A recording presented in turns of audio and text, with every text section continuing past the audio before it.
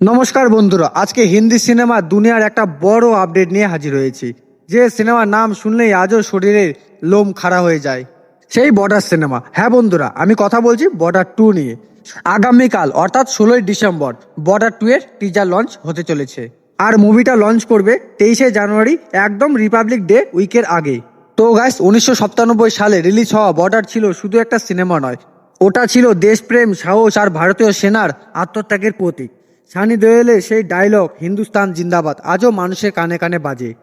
আগামীকাল teaser launch নিয়ে ইন্ডাস্ট্রিতে আগে থেকে হাইপ ছিল, কারণ এই সিনেমা শুধু নস্টালজিয়ার উপর বানানো নয়, বরং নতুন প্রজন্মের জন্য একেবারে নতুনভাবে তৈরি করা হচ্ছে।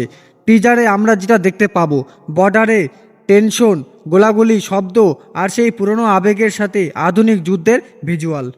তো গাইস, এই মুভিতে আগের বর্ডারের আত্মা থাকবে, কিন্তু গল্প হবে আজকের সময়ের সাথে কানেক্টেড।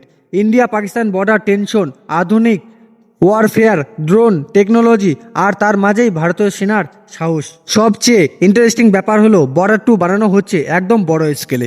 রিয়েল লোকেশন শ্যুট আর পাওয়ারফুল ব্যাকগ্রাউন্ড মিউজিক, যেটা টিজারে বুঝিয়ে দেবে এই সিনেমা হলে কেমন এক্সপিরিয়েন্স দিতে চলেছে।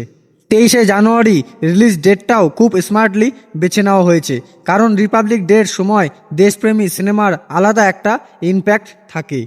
ফ্যামিলি অডিয়েন্স সবাই এই সিনেমার সাথে কানেক্ট করতে পারবে। টিজার লঞ্চের পরেই সোশ্যাল মিডিয়ায় ঝড় উঠবে, এটা নিশ্চিত। ফ্যান্স বলবে পুরো বর্ডারের ফিল ফিরে আসছে।